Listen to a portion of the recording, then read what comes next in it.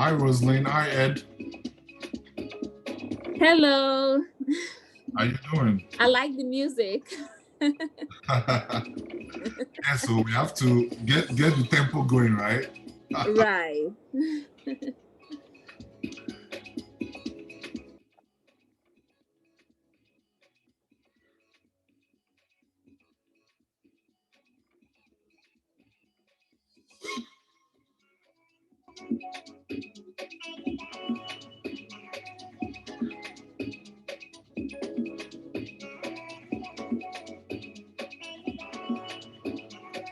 So, Ed, you'll be opening us up today, right? Okay. You're on mute, though, so you know. Thank you. Okay. All right. Yes. Nice. Kay is a little held up in North Carolina. Yeah, I just spoke to him. Okay, cool. So he made a video just in case he can't join in. He made a video, so I just queued it so that I will play when the time is right. Okay.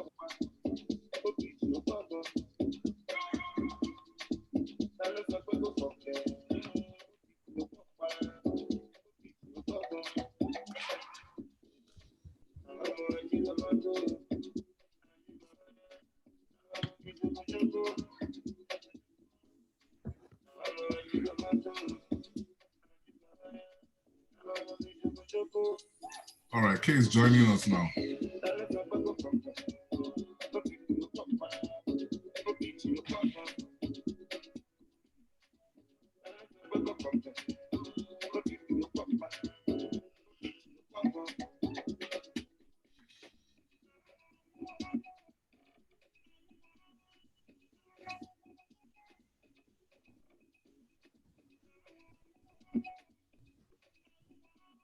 Okay, Alpha, you're still on the ground? Yeah, we are boarding. We're being put on another airline, so we're gonna be boarding in another 30, 40 minutes. Okay. So we're actually going to the gate right now. So most likely you might be able to still, well, how many hours is North Carolina? 1.5? 2. Oh, wow. Yeah, we're gonna be part of this for like, I'm gonna be part of it for like another 30 minutes or so. Well, you can get Wi-Fi online. Yeah, hopefully. But yeah, I'm still part of the meeting for like right now. Good afternoon, everybody. Hey, Kenny. Hey, Kenny, how are you? Hello, good afternoon. Good afternoon. Kenny, before the meeting starts, are you in Boston or in Chicago? I'm currently in Chicago. That I just got here yesterday. That boy, you can't even predict where he is now. Yep. He has houses everywhere. That's right. Different area codes.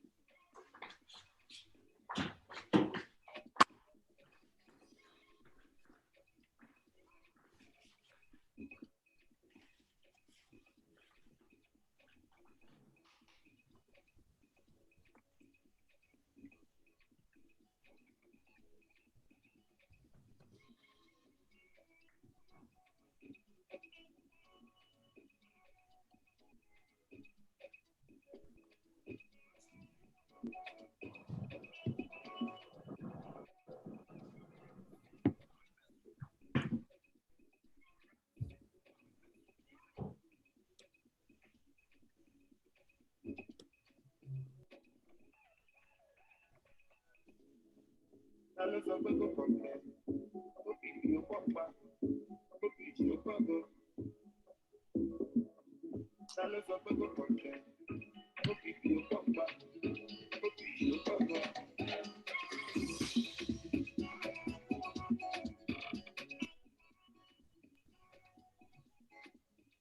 please bear in mind, whenever you want us to kick off, please, go ahead, all right? Are you referring to me? Oh yeah, I said whenever you're ready for us, right? Oh, I'm ready. I thought, are we expecting any more people? I thought Joy. Yeah, we're expecting a few more people. So what is the consensus? Do we want to kick off? I'm just saying, I guess you can see the people online right now as well, right? Yeah, I can see them. There are 5 total. Yeah. So we're still expecting a few more people. Then do you have maybe like 5 more? Or do you know AY? So I know we're expecting Ify, Ladi, Joy,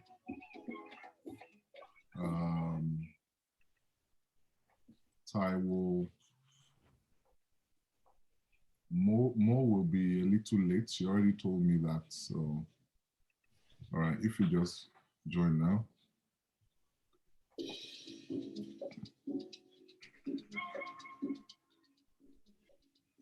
Great, Joy too just stepped in. Okay.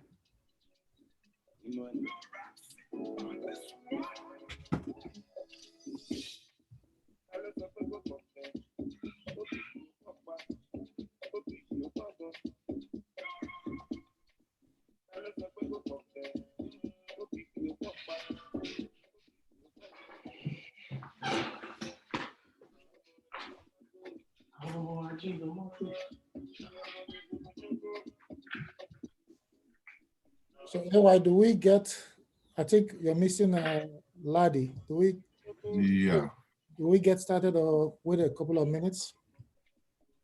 I mean, it's 5 minutes in, so it's your call. Okay, let's get started. All right. All right, perfect. Okay, well, thank you everybody for this final session of the leadership weekend. I know when we started the NPG about 3 years ago, it's hard to believe it's almost been 3 years. We used to have different strategy sessions, but this is something new and really exciting.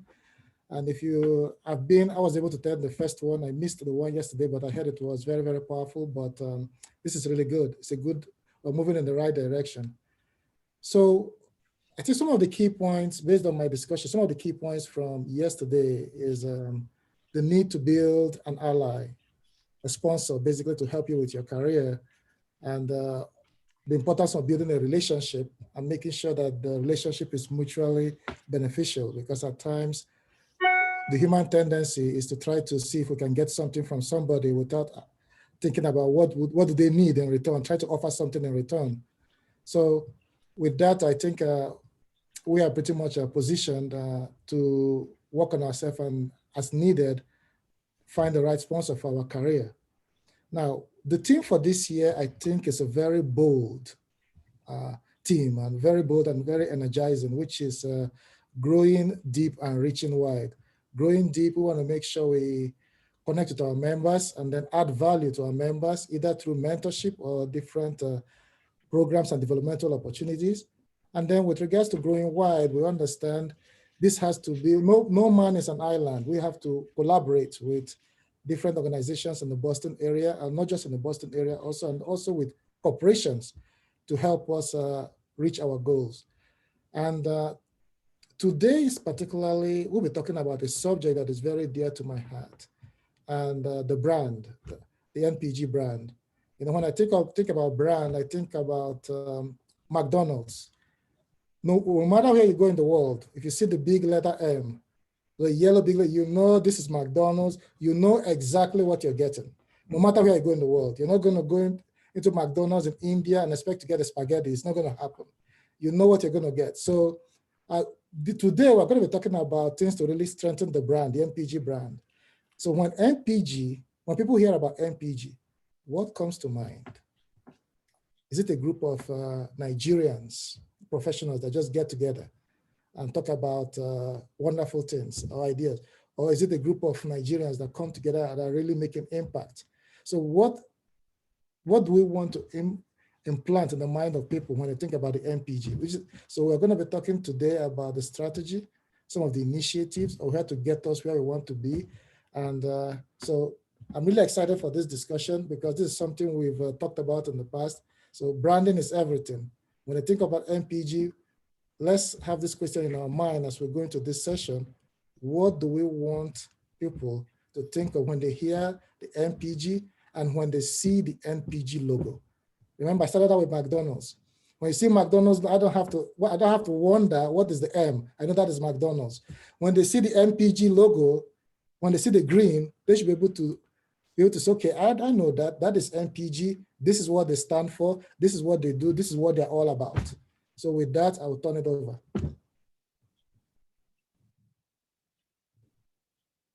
To, I believe, Ify. Yeah, so Rosalind, I think this is your time.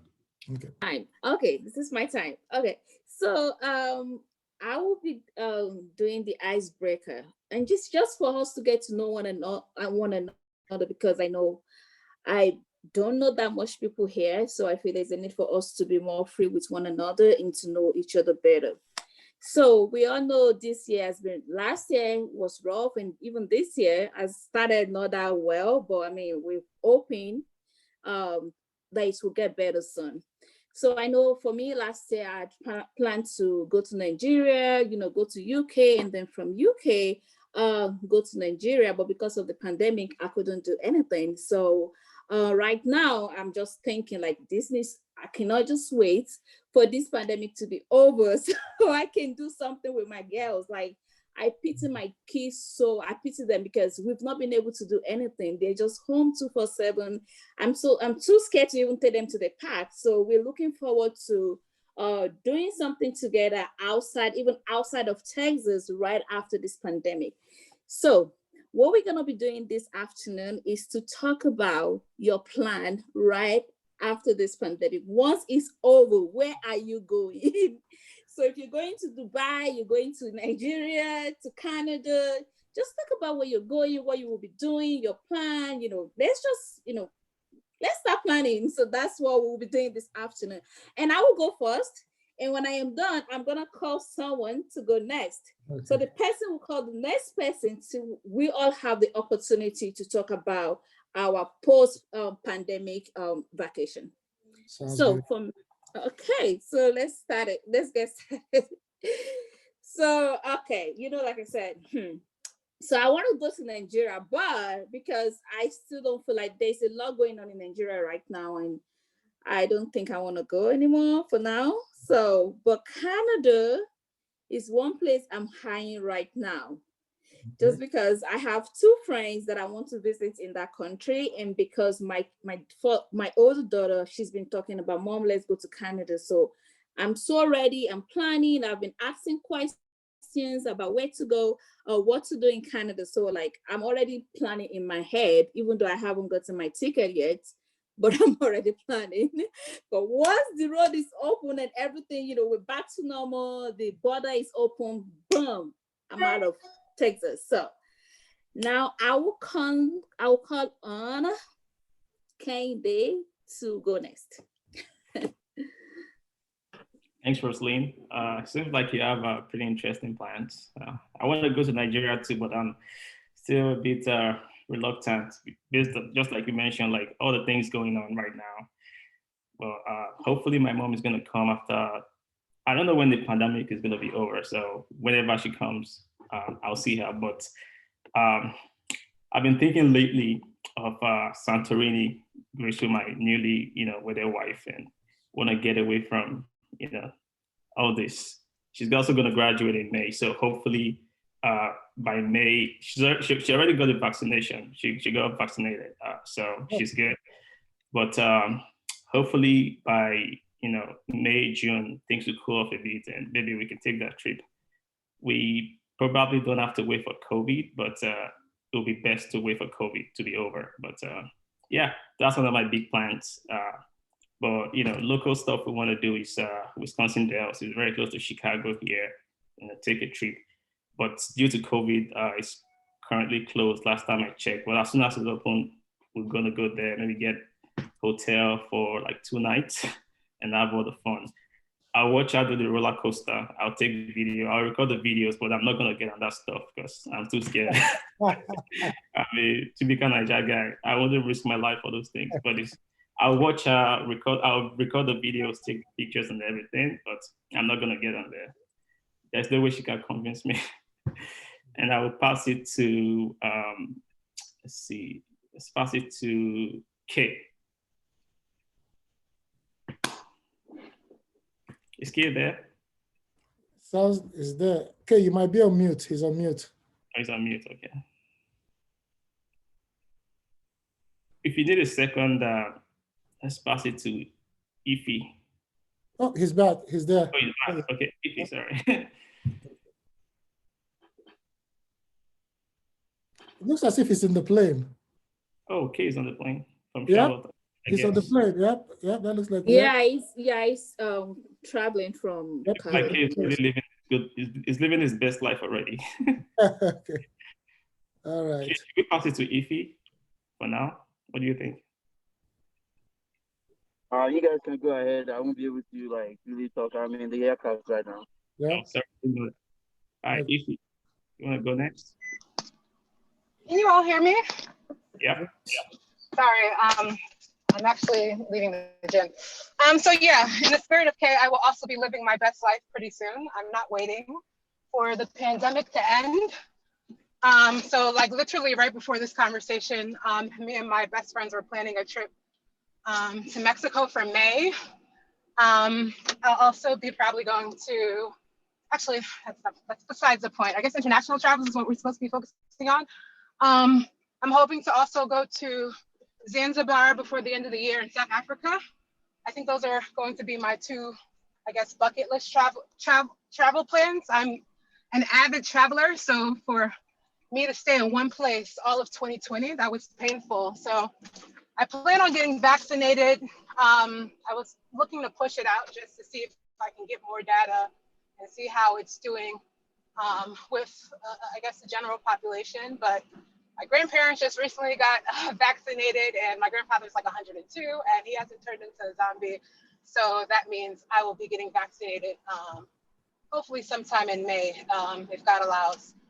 But those are pretty much my travel plans, I guess, for 2021.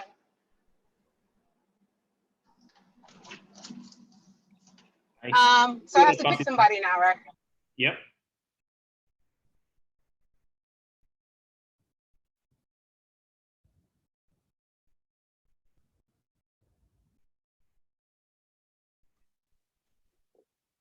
Ify, you're mute. So in case you're saying something. Oh, sorry about that. I'm driving. Ed, you're after Rosalind, so I'm just going in order of the pictures. Okay, so yes, pandemic or no pandemic, I'm going to travel. So yeah, I just want a couple of people to get the vaccination. I think when we start hitting the serious number of millions, I'll travel. But I want to go to Barcelona. Barcelona has been on my mind. That's somewhere I wanted to go in 2020, because the plan is to go to Barcelona, and then from Barcelona to go to Lisbon in Portugal. Just take a quick flight, spend some time in Lisbon. So that is my plan once the COVID, whether COVID or no COVID. Once that's my plan for this year. So I will call on AY. So interesting. So personally too, regardless of the COVID or what's going on, last year I had planned a trip to go through, so I have family in Belgium. So to go through Europe, do London, do Nigeria, and then on the way back, Dubai. I've pushed it out. And so this year we've already made up our mind that once it's summer and we have some time out, then we definitely want to do that. So we're definitely doing Europe, probably look around similar to Ed as well. Belgium, do a bit of Germany, Spain. Then we do London, train. then London, Nigeria. Then on our way back, we can rest and have fun in Dubai before we come back home. So that's pretty much planned now. Yeah. Nice. Quick question. How many days do you plan for that trip? Because I'm also thinking of a Europe tour.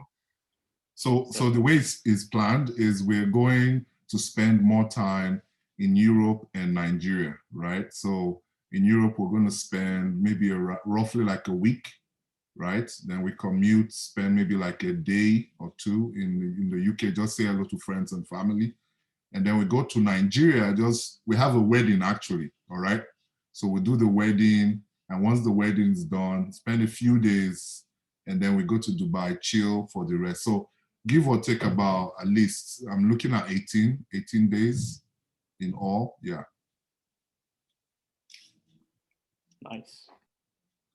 That's a lot of enjoyment. After all this, we all deserve it, don't we? So I'm gonna call on Lillian to go next.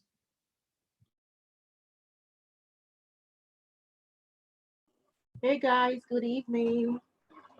My plans are quite domestic actually. Ignore the noise, sorry. I'm trying to make a cross-country trip around the US because I haven't been able to do that since I've been in the country before I resume school again. So I intend to, travel from Boston to North Dakota, from North Dakota down to Texas, then to Florida, then back to Boston. So it's quite simple. And if I do have enough of my travel budget left, I want to go to Nigeria next after all of this. Nice.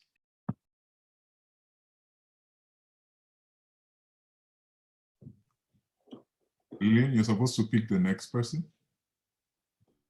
Oh, my bad, sorry. Let's see. Joy, do you want to go next? Thank you, Lillian. I just came back. Hi, everyone, from quite a long vacation in December. So, as Lillian said, I'll take a thread from her. I'll definitely be traveling locally. Likely, the first target is Pennsylvania. We have the diminutive Ed himself there, who's going to host my family, and then from there, I'll probably think of another state, probably Texas. I will pick. There is a Chief Olu Olatilu, my brother Olu. You're next.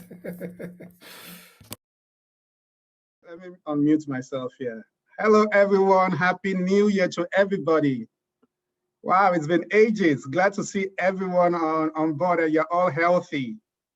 It's good, it's good. Well, I don't think the COVID should stop anybody from traveling. I understand what you're trying to do, but I just got back from Ghana last week. And as long as you take the precautions, please travel, live your life. The funny thing was Ghana requires that you take a COVID test before you leave the United States. And when you get to Kotoka International Airport, you take a COVID test right in the airport before they release you into the city of Accra. So then when you're coming back to the United States, because I went to Amsterdam, so KLM required that you take a COVID test and you take another COVID test there. So you're taking COVID tests each time you board the flight and get off the flight.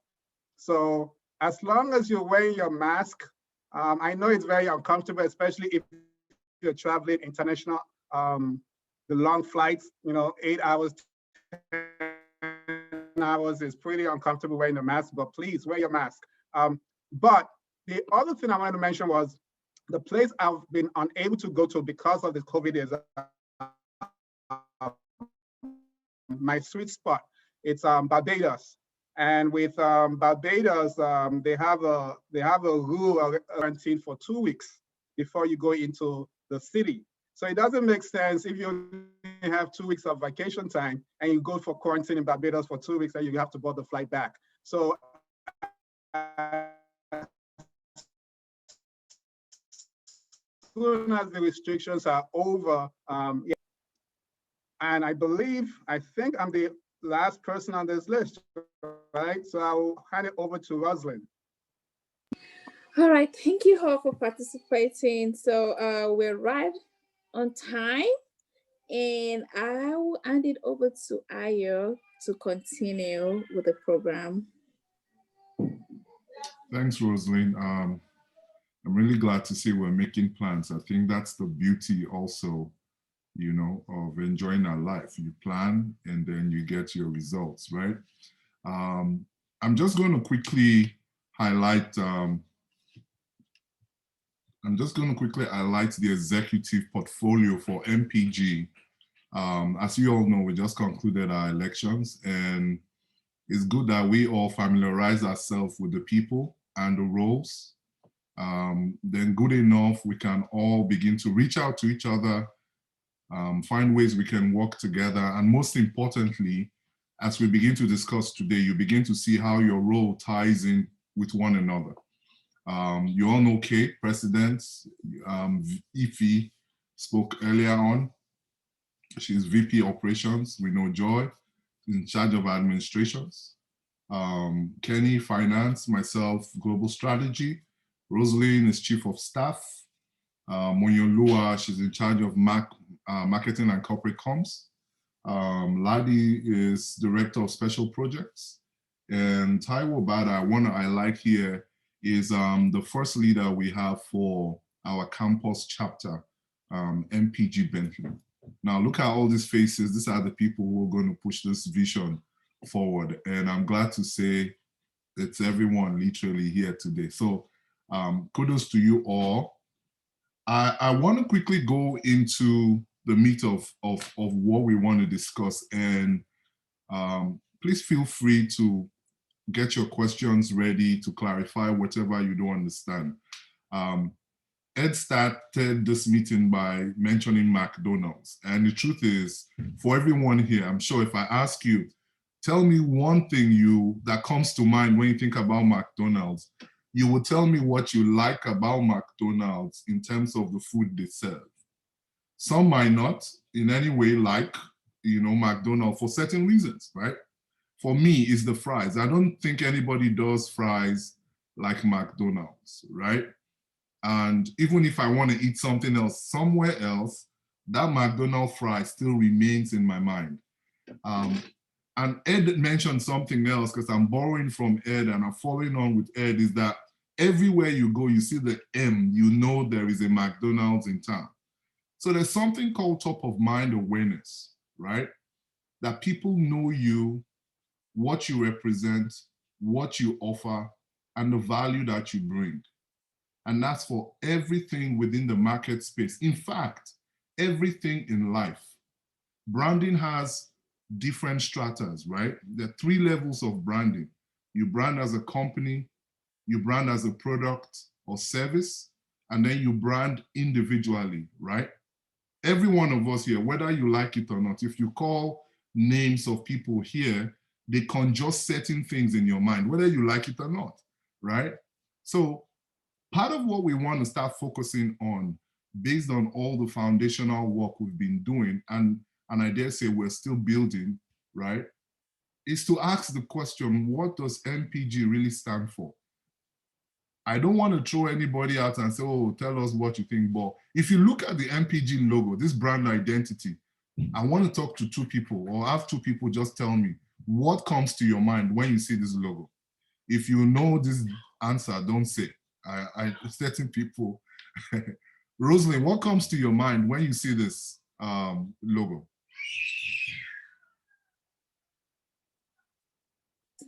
So Nigerian flag. So I'm thinking, oh, these are Nigerian people maybe having a conversation, trying to come together, maybe brothers and sisters or something like that. But I know it's about Nigeria. So because the flag is there and 2 people hugging each other. So okay, nice. Someone else, Ify, what comes to mind?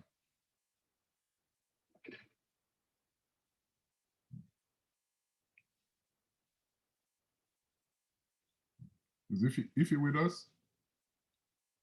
You're on mute.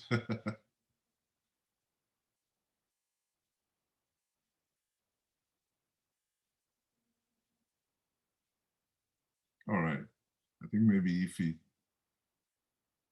if you can hear me. All right. Ladi, what comes to mind if you see our logo? I mean, what comes to your mind first if you see the logo?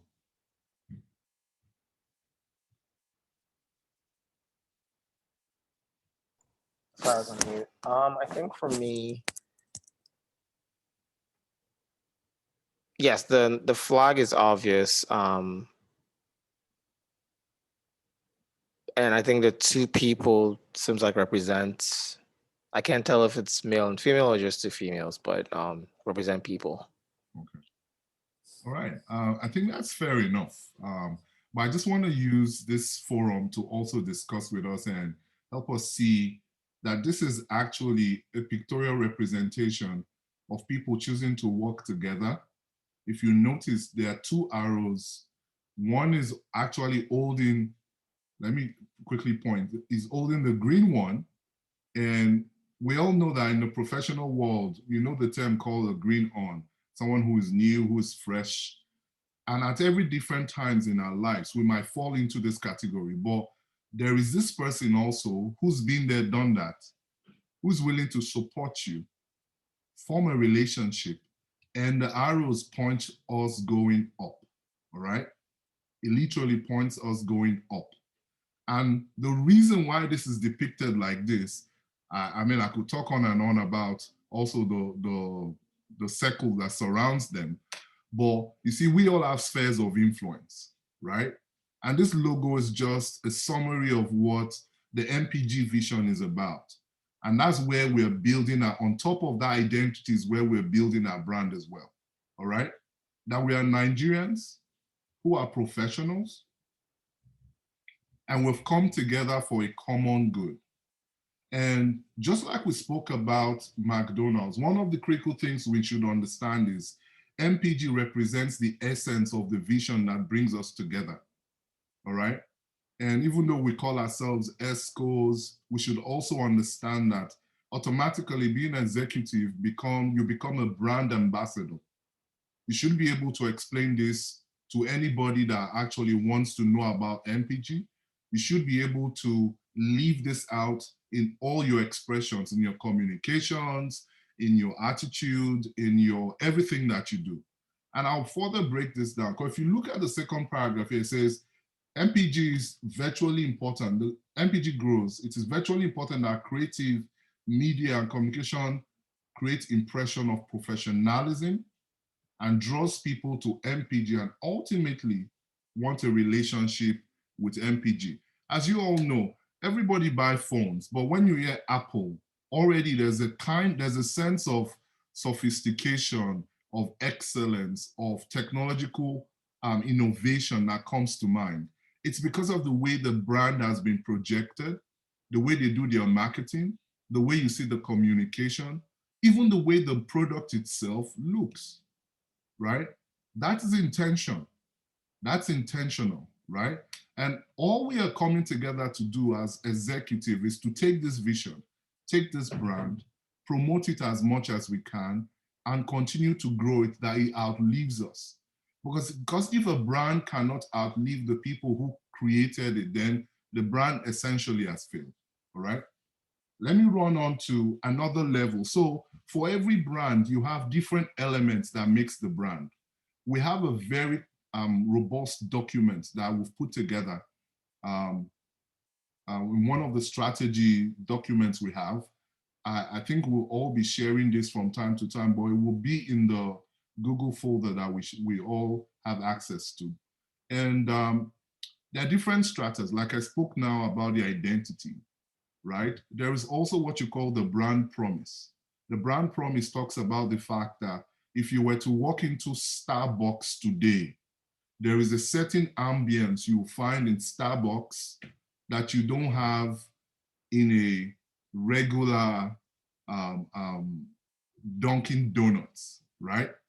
And people brand up to the point. You will not realize this. For many people, they don't know that even the ambience, from the way they set everything in there to the smell in the room, is branded. Even media houses, for example, they have what you call signature tune. So when you hear the signature tune, between me and you now, if you hear Bagong, all of us know that that's more like Netflix, right? That's what branding does. It sells a promise, announces itself, creates room for itself to thrive, and most importantly, attracts people to it. So I want to talk about the brand principles that is shaping what we are all about in NPG. And we've quoted this as YUM, all right? We've created an acronym called YUM. And what does YUM mean, all right? YUM simply means young, urban, and modern. 3 major pillars for our brand principles: young, urban, and modern. You know, when we talk about professionalism, the beauty of professionalism is not only age, right? But your ability to stay in trend, to stay and remain in the cutting edge. That's what we want to represent. We don't want to be outdated. We don't want to seem to have old people driving things and young people can't come. No, if you're old, we want to see you in age now. We want to see you having that youthfulness, right? That brings people together, that allows people to grow, right? If you talk about youth, right? Every one of us who's seated here, whether you like it or not, you have people who are younger than you, right? But you always want to be accommodating and leave out the beauty of what you see that logo represent, all right? Urban, cities are the centers of movement and progress, right? The way the professional world works, you always find the fact that the professionals are the ones who actually create the buzz within the city center. They make business go on, they make businesses thrive, they pull on they make the economy of nations grow. And that's what we want to represent. We want to be urban in our outlook. We want to understand the trends. We want to be able to bring our people to speed with what's going on, good enough for us to also learn from the people who come in and want to be members of this group. And ultimately modern. We embrace technology and innovation, all right? Technology and innovation, as we know today, because of the pandemic, right? There's been serious acceleration of digital technology. So that's a critical part of what we also represent, all right? And the beauty of our principles is such that if you look at them critically, it should really allow us grow a group and come up to have a very formidable association, because we'll continually be young, we'll reinvent ourselves consistently, we're going to stay very vibrant, thinking of ourselves as modern, right? And we're also going to stay very relevant, you know, within the urban sphere and the marketplace. I don't want to dwell too much on some of the things we've spoken about, but I think those 2 things, understanding the brand identity and our principles, is at the core of driving the brand. But you see, when you talk about the brand, then how do we implement the brand? How do we express these things to people who come to the group? I'm going to spend some time in this particular, on this particular side. This slide talks about our program and media initiative. And I've tried to piece out what I'll call the ecosystem here. I'm hoping this will make it easy for all of us, you understand, to get a good grasp of the people we serve, how we intend to serve them through the program initiatives, how we tell the story of what we're doing through the media initiatives, and most importantly, individually, our collective roles in making all this happen. From the diagram you see on your left, NPG membership, all right? So we serve 3 spheres of membership, 3 categories. First is the students, and based on the strategy meetings we've been having, they've been branded here as white. So you will also notice the key up here showing also the participation of this membership group. But primarily, every student who comes to NPG, what value do we bring to them as professionals? We're not a cultural group. We're not a religious group. We're not a political group. What is the primary thing anybody who is a member will want to enjoy in terms of benefits? Think about that for a moment. That's the reason why we have what we call the career fair. But here's the challenge. We have a large number of our members come as immigrants from Nigeria, and they land here, new culture, everything new, different, from language to the way even how you write your resume. All the things we knew before based on where we were, right, is different from what you see here. So what does the career fair do? The career fair opens that bridge between school and to the marketplace. That's what we want to do. Primarily, any student who comes to MPG should benefit from networking, should benefit from the opportunities they see, linking them to the workplace, all right? So if I would throw a question and just a challenge to all of us, this particular one here lends a lot of opportunity and challenge for the kind of work we have to do. How do we get corporate bodies to understand that we have a cesspool of wonderful professionals literally just waiting to be employed, right? I know too well that Nigerians are very hardworking. Nigerians are they are go-getters. So we already have things reasons for us to pitch them, right? But we need to create the platform. And that's what the career fair is. And that's the primary thing you would think of when you come as a member to us and you're a student. How do you help me transit to the marketplace? How do you get me in front of the right employers? How do I get gainfully employed?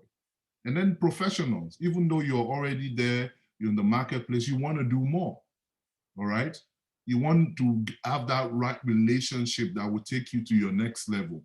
Even if you want to go vertical or whatever the case may be, change jobs, meet new people, whatever the case may be, the Career Hub becomes the primary focus of how we serve you.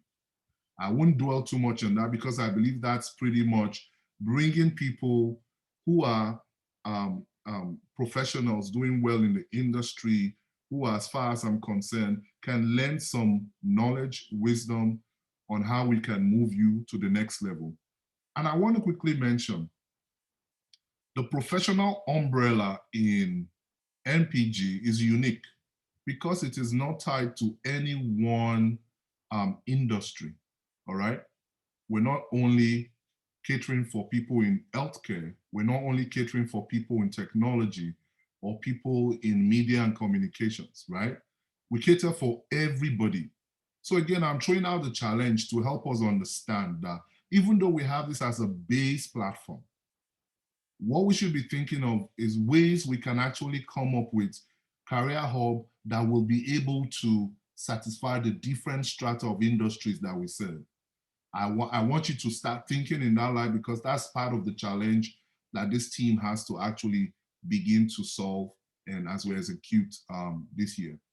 And then it goes without saying for the entrepreneurs, business owners, people who also want to create jobs, in my opinion.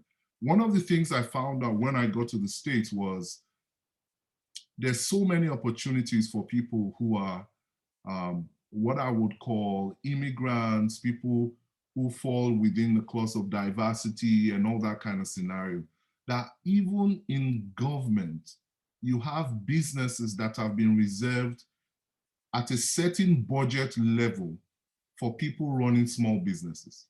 It's not like that anywhere in the world, right?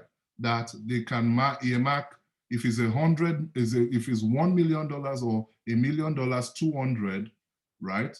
Then it should go to a small business. They pass them through, funnel them through chambers of commerce and all those kind of industries. We want to create a platform where our people can also tap into that reality. And that's the truth. We also can create businesses, help our members create businesses that can actually employ people. We don't have to wait on the hand to be handed out the opportunity. We can create the opportunity ourselves, all right? And that's the bottom line of Startup HQ. We're going to bring professionals, consultants, we're giving resources on how do you set up a business. We're giving workshops. All those kind of things are the value that people who call themselves entrepreneurs should enjoy when they come to MPG. Ultimately, if you look down here, you see the ESCO. And the executives, I literally put you guys here, every one of us, as the foundation that makes everything above it run, all right? Here you see the network and welcome soiree. And that's the periodic networking event where we invite people to join MPG. We have drinks and just talk. People ask questions about MPG. You have ESCOs in attendance. You have older members in attendance, and people just network and meet. They get the opportunity to sign up as well, and then they join. So all this is the primary, what I would call the primary touch points and engaging points for MPG. Nevertheless, on the farther side, on the secondary side, we have the mentorship program. The mentorship program, everybody can benefit from this. From students, from professionals to business people. We can connect them and benefit from this. We have the deep dive, which is our conversational event where we bring topical issues and we talk about them, we go deep dive. One of the things I noticed is in the professional world, people seem to live in silos in terms of their perspective. And so because you're in tech, you face tech. And I always tell people something about focus causing blindness. Anything you focus on, right? You don't see any other thing else, all right? Deep dive is supposed to be that place where everyone comes to, you have that conversation beyond your own point of view. So we want to bring different people, put the same question, and you begin to see the different point of view. And we actually had very interesting ones in the year that has gone past, but we want to have more, right? We want to bring people in, have conversations, and begin to allow people also network and gain more from their the professional community. So listen up is talk about resources. Every one of us needs some form of resource, right? We want things that I understand, and recently we started discussing, oh, how do we help people understand immigration issues? How do we help them understand taxes? How do we help them understand filing? How do we help them? We want to create a scenario or a situation whereby we have all this type of tangible toolkits for people to use, and they can come to MPG when they are members, benefit from this as a whole. And then ultimately, we want to have one major event, right? Where we celebrate excellence. I'll tell you this for free. We live in a society today where the Grammy is actually older than the country that we came from. All right? The Grammy in America is older than the nation that we all as immigrants come from. And that tells you how they've been able to benchmark some form of excellence over time, that people actually aspire, people actually who've done really good, outstanding work are praised, encouraged, and we create a platform that inspires others to want to be like that. Why can't we do ours? All right? Every time they say things about the major things that seep into the ears of people in the media space is negative stuff about Nigeria. Why can't we retell the story? Yearly, we're going to profile people in different industry, look at what they're doing. We're already planning in terms from the media initiative, we'll go visit these people, interview them, put them online, put them on MPG TV, on podcasts, and celebrate them. Just let people know what they're doing and inspire them. Young people starting really lovely businesses, doing well, inspire them, and also use them as pathway for other people to do more. That's what the gala and awards will be. One annual event, Nigerians gather together, we celebrate excellence, achievement, accolade, network.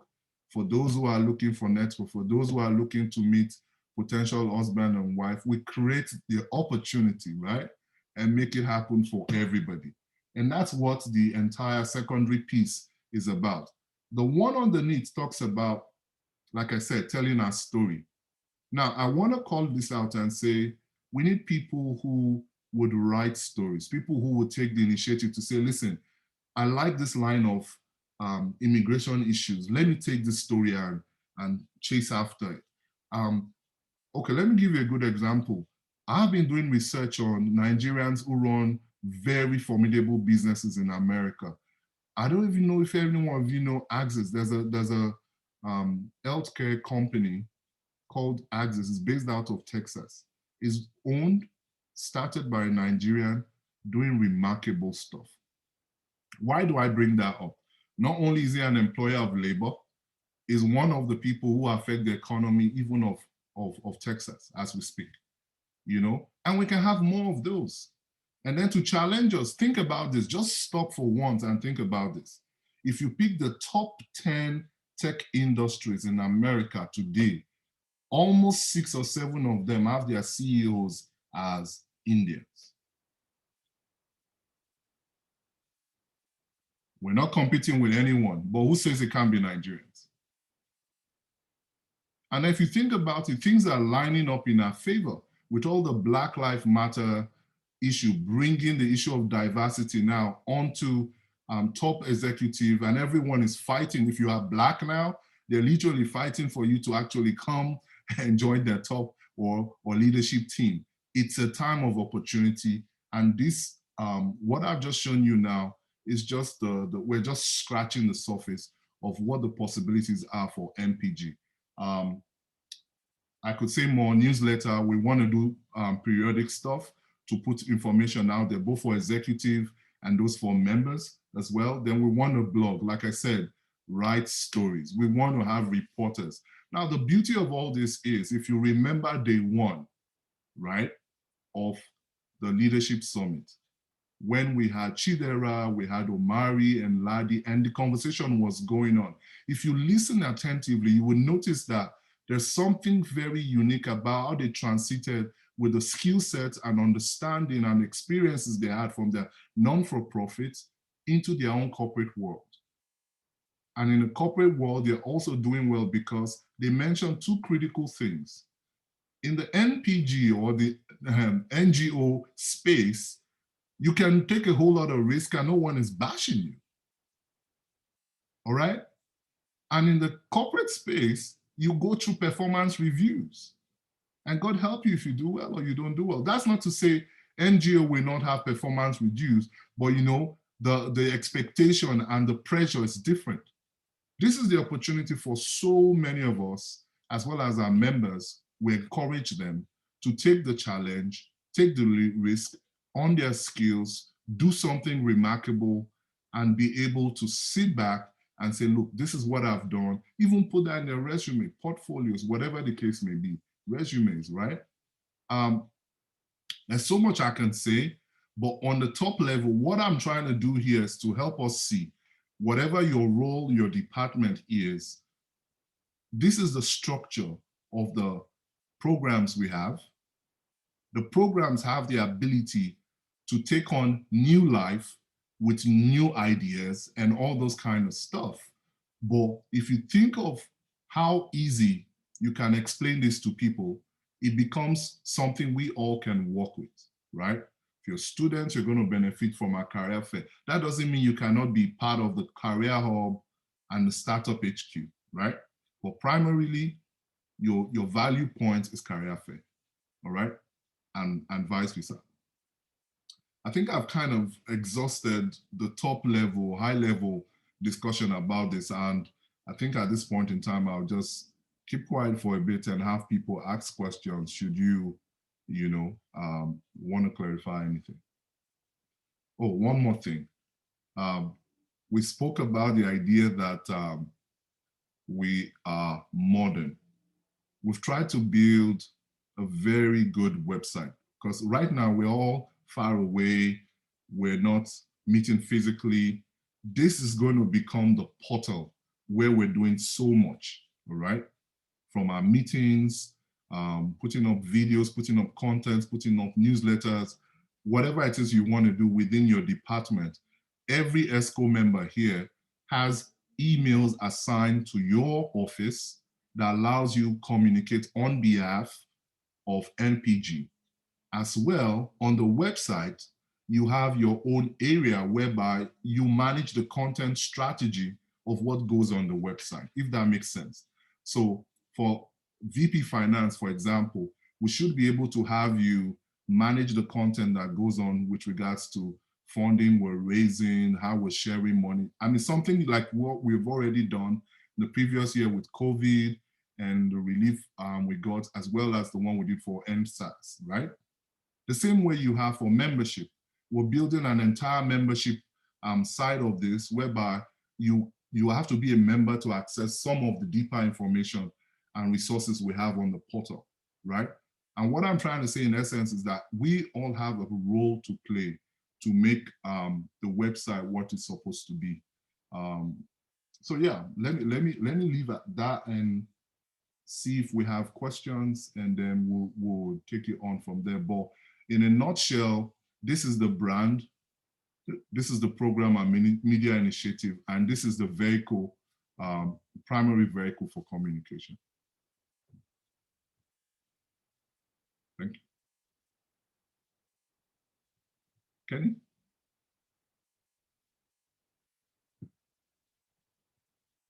All right, Kenny's supposed to actually handle this session. Yeah, Kenny, over to you.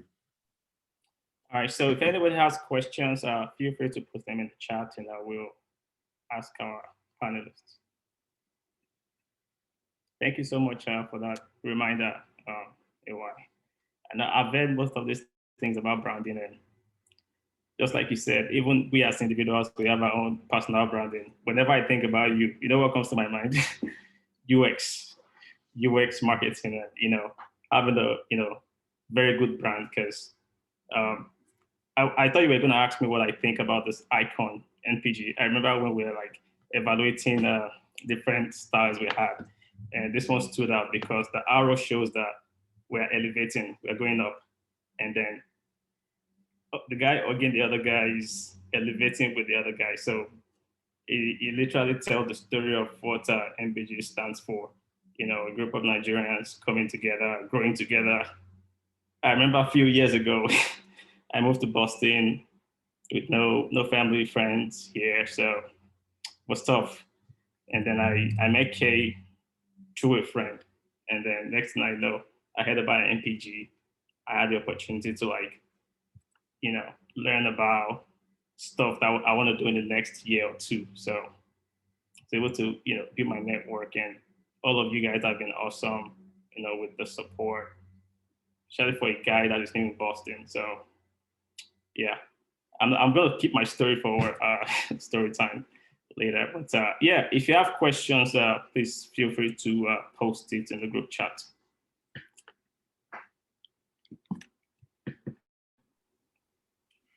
So while we're waiting for the question, I'll just use that to also explain, how I mentioned the green as a greenhorn, someone who's fresh. If you notice, the other person also is a different shade of green. And the first one shows huge potential, while the other one shows they've been spent. You know what I mean? Been there, done that. The first one also has a lot of anxiety, but the other person is calming him down to say, listen, don't worry, And we all need that. Trust me, we all need that one way or the other, Yeah. So that's just a bit of more highlight.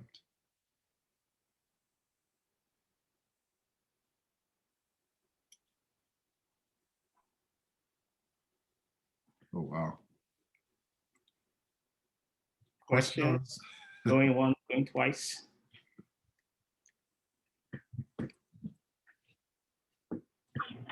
Hi, everyone. I would rather make my contribution in the forms of little bits of questions, but more targeted towards making us think what we want to get out of this session. From the 2-day leadership events we had previously, some of the things that came up were, how do we intend to partner with the community and get leverage from that? What types of partnerships are we going to drive in 2021 through 2025? Today's strategy session, is it just to focus on delivering 2021 goals, or a 5-year strategy session?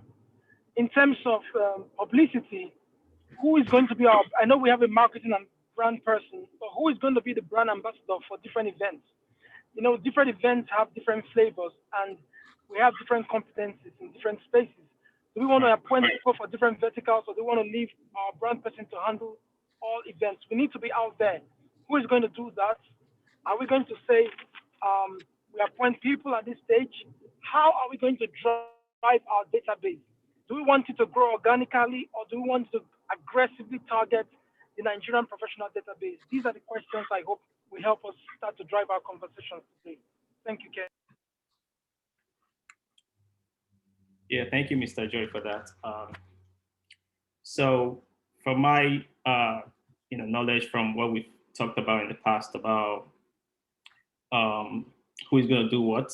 So I'm going to tie that back to what AY said about branding. So whenever, I think about, Mr. Joy, I think about IT. Whenever I think about AY, I think about UX. Whenever I think about Timmy, I think about project management. So this year, there's going to be different events that is going to be coordinated by different executives. So for example, myself, I'll be one of the folks that'll be present whenever we have like sponsors meetings. So whenever we have events to entice or to whenever we have like events with our sponsors, I'll be one of the people that will definitely be present as VP Finance, and then the president. So let's say, for example, whenever we have events on campus, for example, somebody like Taiwo is going to be the one championing that whole event.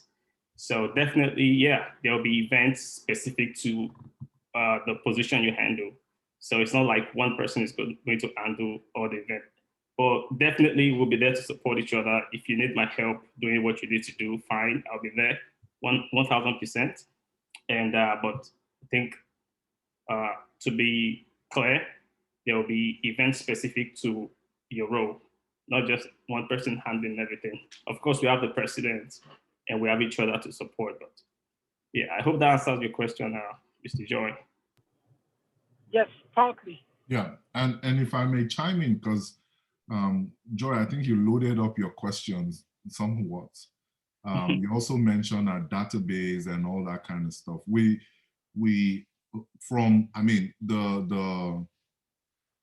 The structure here, if you see the website, the screen, we already are creating a scenario whereby if you're a student and you're signing up, you're going into the student database for MPG. If you're professional, you're signing up, you're going to the professional database based on your industry in MPG. The same thing for entrepreneur. And I want to speak of it from a scenario of having the adequate system to handle what is going on. So if you think about it, if we're going to say, for example, organize a career fair, we can go to prospective employers with a database of the profile of the people we have based on the industry they serve, all right? That's part of the work we are actually doing right now. And I know too well that by God's grace, we should have this launching, let's say by next month, because this month is already gone. That particular feature will be on the website. Essentially, we'll be managing a database from there. And as you already know, we have a database even based on emails now, which we use for communication and all those kind of stuff. Now that's on the internal side. On the external side, even your role as VP Administration, Ladi's role as special projects, just to mention a few, and even with working with the president and myself, we should start thinking of how we build a database that will now begin to be employers on the other side who will be interested, and we start building a profile for MPG to go introduce the group to these companies based on what we already have. So that's just speaking to the database question you mentioned.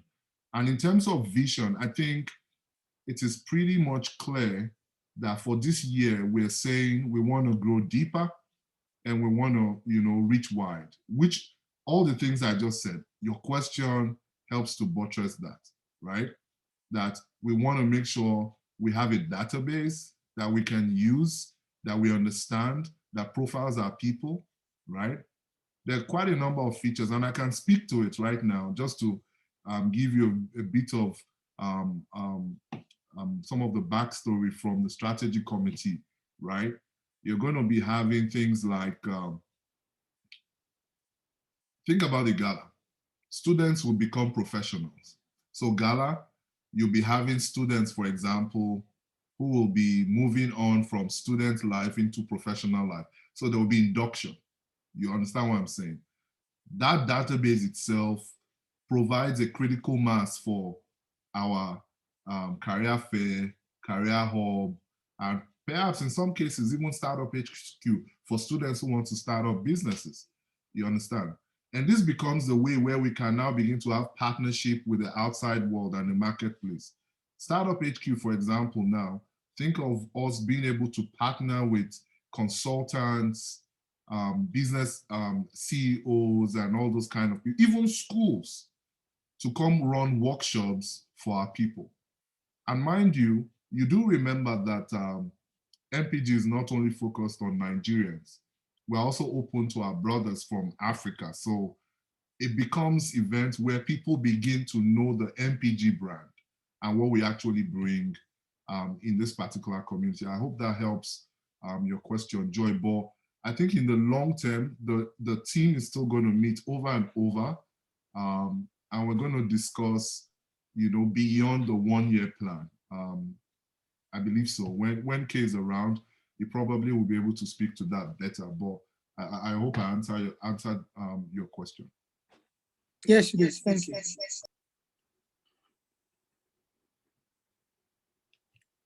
All right. Thanks, AY, for that addition. If you have more questions, please feel free to, jump in or put it in the chat box, whatever works best.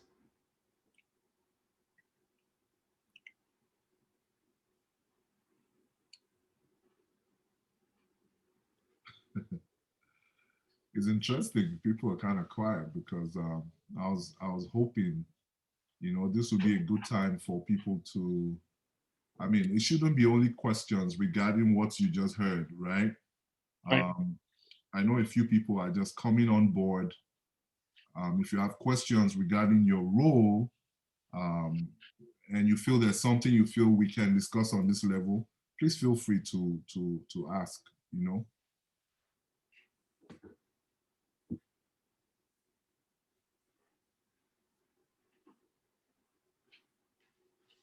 So while we're waiting for questions, so there's a thought that just came to my mind a few minutes ago when you were talking about branding and other topics. So, for example, VP Finance looking for funds for NPG to execute some of our events. And I see a company like, let's say Marriott, for example. Marriott is nothing related to what we do, but it's a company itself giving out, grants for. So I think my point is like, so if we see an opportunity to get grants from a company that is not related to what we do here, but they can give us money because of our brand that we're trying to keep, can we take their money, or can we say, hey, these guys are not, their culture is not related to what we do here, so we're not going to take their money. So I don't know. What are your thoughts on that? That's actually a very good question, Kenny. And I will just point back to the screen, right? Now, if you look at the screen, and this is the ecosystem with which we serve. If we're going to engage potential sponsors, right? The thinking should be, where do they fit in from the ecosystem, in the ecosystem? So you'll be shocked that you said Marriott, right? Marriott, that's the example hotel. that came to my mind. No, hold on. That's the hotel brand, correct? Right. Good. Now, from my experience working in corporate, I know that there's something called corporate social responsibility. All right. And what that simply means is businesses look for ways to give back. And giving back now means they want to support non-for-profits that do certain things that fit into their own scope of business. So let me help you see that there's a way you can collect money or support from Marriott, because essentially we're a group that would need space for conferences, space for workshops, and all those kind of stuff. NGO to corporate don't necessarily have to exchange money. It could even be barter, right? You put your name on your website, you put your name, you know, in your events, you understand that kind of stuff. Why don't you come have your career fair in our conference room? All right. So just for you, even as a finance person, you can also think of partnership in terms of barter. All right. And all those things we are going to flesh out in terms of, in fact, the way you brought this out now, this is the kind of conversation you as someone in your role should now be fleshing out and helping us create that platform that we're going to be using going forward. Yeah. Yeah, that's a great point. It just gave me a different perspective of you know, sourcing for funds and actually aligning our values, you know, with their values and intentions. And you know, at the end of the day, we're trying to raise money, but we don't want to do it in a way that's not going to align with, you know, NPG values and everything. So thanks for that. So we have a question in the chat box. One of the Lillian actually, she said, "Hi everyone. Would it be possible to state our goals for this year on our website as well, and then do check marks as we go forward?" So do you want to take that, AY, or you're on mute? Oh, sorry about that. I think, yes. So all the conversation from this week will be crystallized, and whatever we have to put on the website based on what we've taken from here will definitely be shared there as well. And I think we'll start rolling out our newsletter because Mo, she's now joined the team, and it's one of the first things we have both on a newsletter as well as on social media. So there are plans for that, correct? So I don't want to, Kenny, if you don't mind, I don't want to take this discussion to another tangent, but I think I have to chime this in. I will direct the question specifically to our Vice President of Operations. And please, Rose, Mo, Lillian, feel free to chime in and help her. At the time, we had a challenge on the board. This is specifically regarding diversity. We had a male-only board, and we decided we must have a female on the board. That was a strategic decision. And today we have our very, very respectable Ife. Now, if we are truly a Nigerian group, don't you think that a section of the country, the most popular section, and it's very well represented in the US, which is the Hausa, is not reflective in our membership and diversity base or our board or our executives? Do we decide, yes, we must have a member from that section? And if yes or if no, do we decide to aggressively pursue till we get one, which is what we did for got an executive in the board, which is female? Does it make sense, Ife?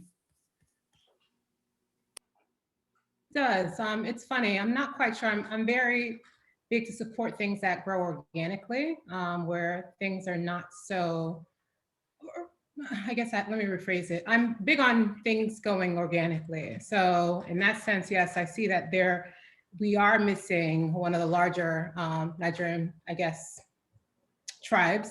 But at the same time, I'm someone that is just more organic in thought. So if I were to go out and search for someone aggressively, and I also don't know that market of how you would search, but if it's something that's necessary to do, just to make sure that we are reflecting all of Nigeria, then I would encourage that. But again, the strategy of how to do that, I'm not quite sure how to achieve that. So yes, it's something that we should definitely tap into and look to address. But aggressively or organically is where I guess I struggle. What should be the approach? Can I send a follow-up question if you don't mind? How would you have felt if you met an all-male executive and the membership base that was all male, do you think you would have been interested in joining MPG? Yes, simply said. That's just my personality. I don't see that as an opportunity where I would be in any way feel inferior or not feel welcomed. I think it's really how the organization sets the tone. So if they are welcoming and they see this as an opportunity where, like I guess you just said, you look for an opportunity to bring a woman into the organization, then I would do that. But I don't think I would feel in any type of way like, all right, this isn't for me per se. At least that's my opinion. Okay, thank you. Yeah, I would like to add that to be a little bit to what Ify just said. So aggressive search for someone to complement the whole tribe and the gender. It's I think that's a little bit above. Is way above and beyond. Like it's outside of. I think a better way to look at it will be how about we search the same way we doing like evangelism to people you've met that are professionals and Nigerians or Africans. And when you find someone that is from Hausa, let's say from the Hausa tribe, for example, you tell them about MPG and then maybe do a little bit of more encouragement to be a part of the board.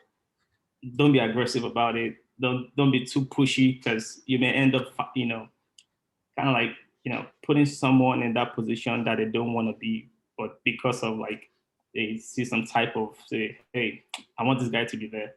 And then we end up bringing people on board that are not like, that don't want to be there. We need passionate people. We need people that want to be here, people that want to serve. So because this person is an Hausa person, we're trying to like do extra stuff to make them be a part of it. It's good. Diversity is good. Diversity of, background, expertise, tribe, country, and all that stuff. But at the end of the day, we want people that want to be here. Let's say, for example, a company is trying to diversify their team. Let's say it's all white male in the team, and they want, a Black person or an Asian person to be a part of their team. They can just go, recruiting people that don't want to be at the, on the team. So we want people that want to be here. So when they join us, they can add value regardless of where they come from. So it'll be a plus to have somebody from different tribe. But at the same time, we want it to be someone that wants to be here, someone that is passionate about giving back to the community and adding value to MPG. Awesome. Yeah. Kevin, On that note, questions rolling in. Yeah. Yeah, we have questions rolling in there. So, AY, do you want to add to that, or we can proceed to the next question? Let's move to the next question. All right. So, let's see. Sage said, do we have specific fields or roles assigned to everyone outside of the main leadership? So I would quickly say for Sage, I've actually reached out to you a few times, and to be honest, because of the work ethic that we need in the media piece, I've been looking at your work. I've been trying to watch for your consistency and all that. So I'll tell you this for free. I've just been waiting for your willingness to say you want to be part of what we're doing. And so you're very welcome to join the team. I know you have very broad skill sets in terms of music, sound, video. We definitely need you. And I'm hoping that you will, reach out to me and let's get things going. All right. I hope that answers your question. We need you. We want you to come on board. Yeah. All right. So anybody want to add to that or jump to the next question? Going one, going twice. All right, next question. So Mr. Padman said, are there ways to explore professionals who are currently not practicing in the mentoring outline agenda for an onboarding or emerging professional fellowship?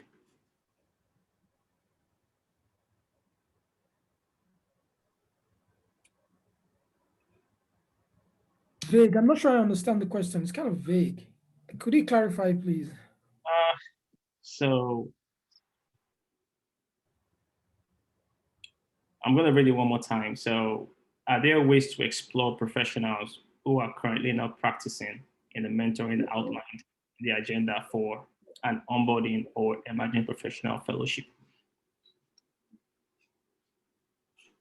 I think what it means is professionals who are currently out of job. I think that's what it means. And to be honest, MPG is open, right? Funny enough, this is a very interesting perspective because we never thought about that, about a professional not being currently employed. But the truth is you've been through school, you have skill sets, you have experience, you're still a professional. You might just be out of job because of the present conditions and what's going on. So you're very much welcome. We have different departments and we have roles. The beauty is just to look for any of the leader of the department and talk to them. And even though we have elected roles, we have appointed roles as well. Joy, you want to add to that or? One of the ways I like to tackle things is in terms of practicality. I had a presentation this past week, where the first question the person asked me is, in the last 2 years, how many people has MPG empowered or given jobs? I'm like, really? So sometimes at the back of people's mind, they want to know what's the immediate value that you can deliver to me. So if I want to answer that question, I would say the answer should be, we have an approach. Maybe we can include on our website how we reach out to those who are probably out of job or those who want to get into some other groups or circles to expand their professional network. That's the way I understand the question he put on there. He says people who are currently not practicing, so probably in the mentoring outline agenda for onboarding. We are definitely open to onboard everyone. I would say for those who need jobs, it's pretty simple. The same principles apply anywhere in the world. You have to reach out and network, and most of the jobs are always not advertised. And if I would add to it, what I really meant beyond people even seeking for job is currently we have Nigerians who are based in the US who have been medical doctors or engineers back home in the home country, but have not been able to get the required skills to complete certain skill sets here in the United States for them to practice as a professional.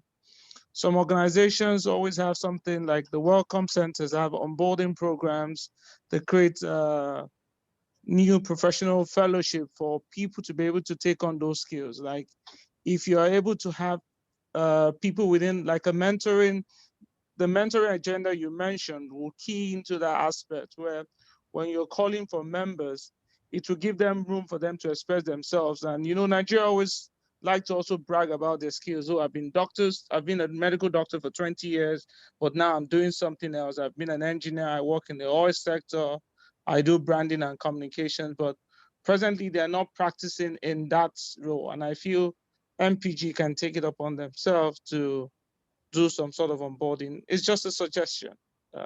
Thank you. Great point, Mr. Padman. Thank you for that input. So one last question that we have is, can we find ways to reach out to more people outside of our current circles? And Lillian continued to say social media is a great way to tackle this. So Lillian, to your question, yes, we always look for more people outside of our circles. Whether we like it or not, we network every day. Everybody we meet. If you meet people, you build relationship with them. You just add it to your network. So me personally, whenever I meet someone that is a professional, maybe upcoming professional that is a student, I'm a big evangelist for MPG. I'm like, hey guys, I know about this organization that empowers young Nigerian professionals, or an opportunity for professionals to give back to the community by mentoring upcoming professionals. So yeah, word of mouth is a great way we do that. And for everybody I meet that fits that demographic, I tell them as much as I can. And we also use social media to tell people, during our leadership summit on Friday, I posted it on Instagram, I tagged MPG. So about 100 people saw the post and they were like, hey, what's this all about? And yeah, I told them about it. So on your side, what you can help do is, just keep, spreading the word. And if you have other ideas on how we can expand our membership, feel free to reach out to myself or the personnel, anybody, just, tell us and we'll definitely put that into work. Yeah, I was thinking in terms of like ads, because although we do reach out, I do talk about NPG as well, but it's kind of slower and it's still within our circles. Like people you meet are within your circles of maybe friends or work that intersects. But I'm talking about in terms of like Facebook ads, Instagram ads. So people that just scroll on their normal Instagram, they can see like, oh, this is interesting. What is this? And they can have a very short video, a very short segment that kind of talks about who we are and what we are. Yeah. Thanks, Lillian. And that's part of the reason why we've, co-opted you to join the media team. So this is a brilliant idea you just discussed, and we definitely should get talking about how we get that going this year. I just want to emphasize that you putting an ad there outside should also be commensurate to what you have going on, for example, on a website or something of that nature, right? So we definitely should sit down together and the team and come up with ads going forward, But Lillian, brilliant idea. I definitely will hold you to this. Okay. Right. So yeah, I think that's all the questions we have. We can jump into the next segment.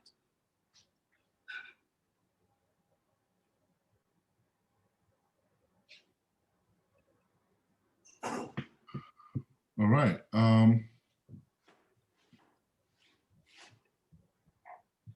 So can we all see my screen? Yep. All right. Hello everyone. Happy Sunday.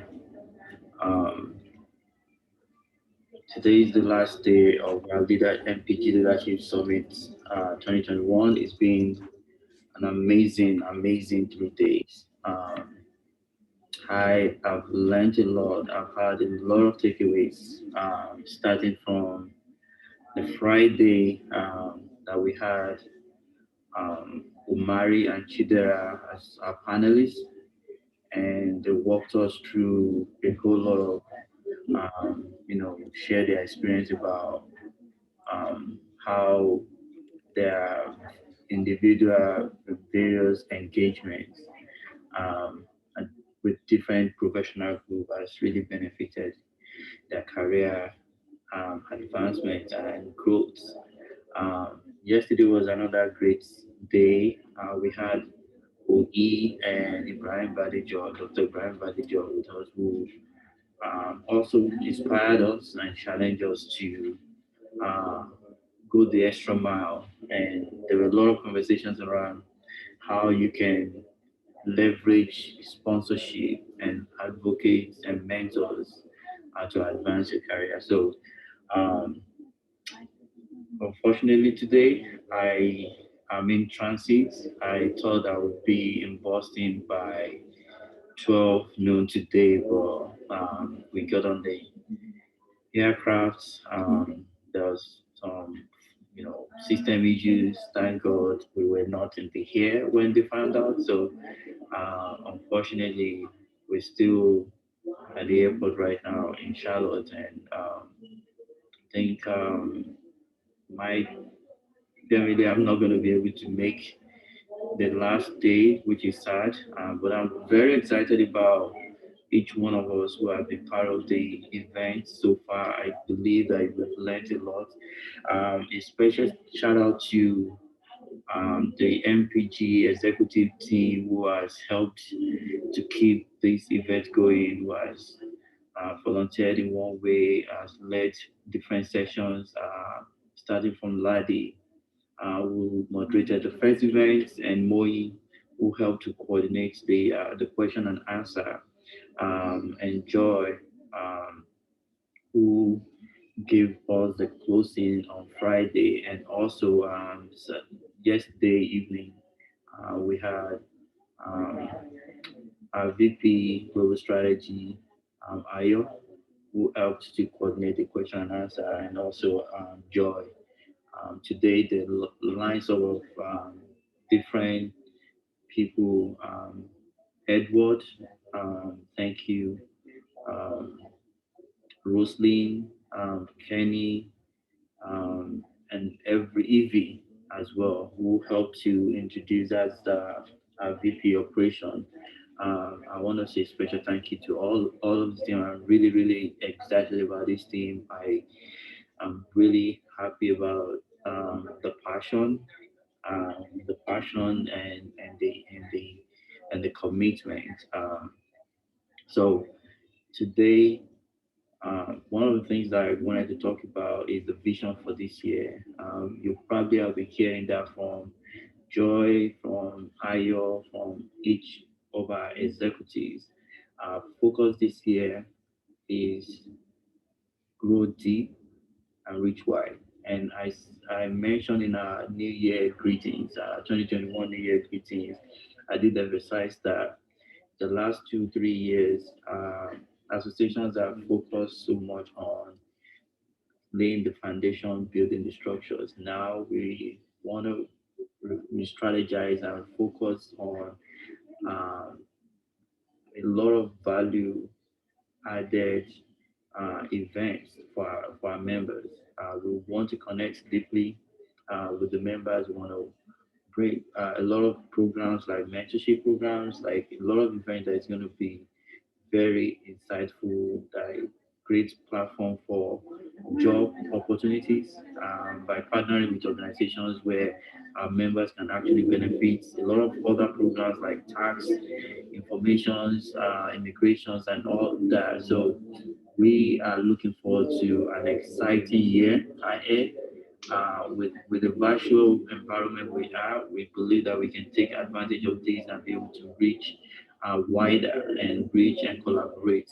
One exciting opportunities that we've been able to explore this year is collaborating with other associations, professional groups in Boston.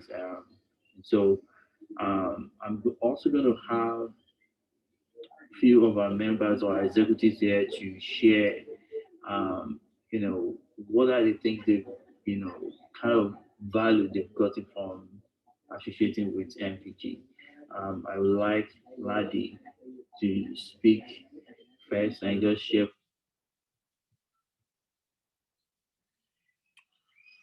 So Ladi, the floor is yours. He wants you to just give some feedback to the team. Yeah, sure. Just wanted to confirm feedback. Because I know when I spoke to Kay, he wanted me to talk about my nonprofit experience, but did you have another item regarding feedback for the team or? Yeah, so he has your name here. Yes. He mentioned testimonial, so that's the reason why. Yeah. Yes, sure. Yeah, so I think in a nutshell, I guess the past 2 days I think has been excellent. I guess learning from 2 nonprofit Black leaders on Friday, and also listening to Ohi and Dr. Ibrahim yesterday. I thought that was pretty good. And obviously today just talking more about strategy. I think one of the key things that nonprofits sometimes overlook is age. I mean, NPG is still a very young organization, so we obviously would want to aim for the stars and do everything. The reality is we can't do everything, and we have to obviously start small. We're gonna think big, of course, and then aspire, and then obviously work towards doing the great things that we want to do. I think just from experience with NSBE, it's a 30-year organization. And even in the 30 years, probably wasn't the last 5 years that we actually started getting some type of, I don't want to say recognition, but the community became a little bit more aware. So I think for an organization that's under 5 years old, just having that at the back of our minds that, you know what, if we haven't reached our goals yet, we're not failing. We're still on the journey, right? I think the other thing to add too is around membership engagement. I think obviously it's a lot of stress, and it could look unrewarding if we're always providing programs to members and we don't have a what's the word here, dedicated members, right? Because people can show up to all of the events, but if we can't say these are our members that we know we can go to for stuff, I think that would be a failure. So I think part of I think my suggestion would be, my recommendation for the membership group and maybe programs would be to have a plan around how do we track our members and keep them engaged over the 12 months or however long, because I think that would be key to growing growing NPG requires dedicated members that's going to be their job to go tell the world about NPG, and obviously we grow. But yes, I mean those are some of the things that come to mind, but I think we're on the right track for sure. Thanks, Laddie. I will continue playing Kay's video because I know he mentioned a few people. So if you hear your name, I'm gonna reach out to you. Just about some opportunity that he's been able to, explore and take advantage of just being part of this community. I also have Lillian to share with us about. Lillian? Yes, I'm here.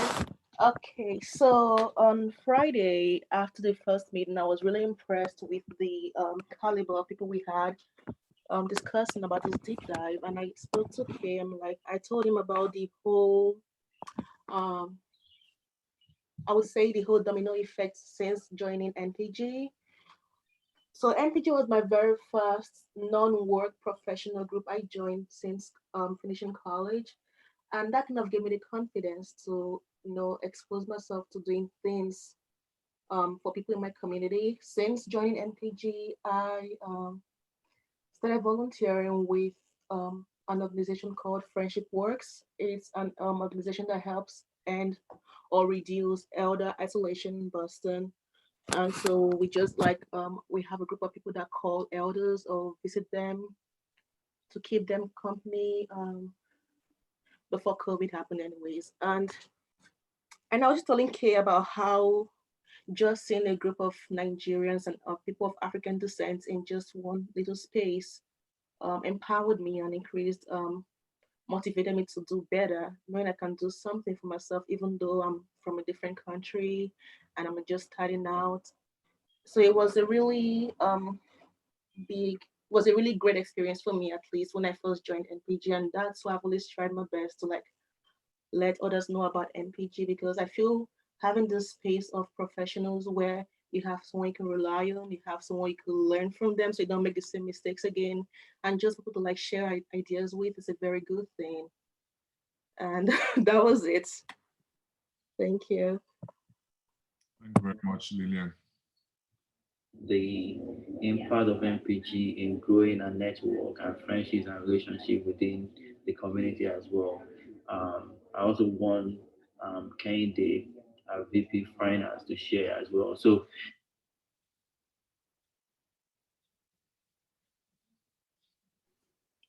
all right, it's my turn. So I'm a little not sure if we're doing the opportunities for NPG or the benefits of networking at NPG. I don't know if you can clarify it. Why? Yeah, I think it's about all just to show us that there is a lot of values, just connecting with people of like minds, and there is a lot of opportunities. I have a whole lot. So okay. Makes sense. So the values of networking at NPG. Okay. Yeah. There's definitely value in networking. Like I mentioned earlier, we network every day, unconsciously and consciously. I think what makes the difference is when you become intentional and strategic about how you network and how you use your network. So here at NPG, I can proudly say there's been tons of values that I gained for just being part of NPG. About 2.5 years ago, I moved to Boston. I didn't know anybody. All my network, back in South Carolina.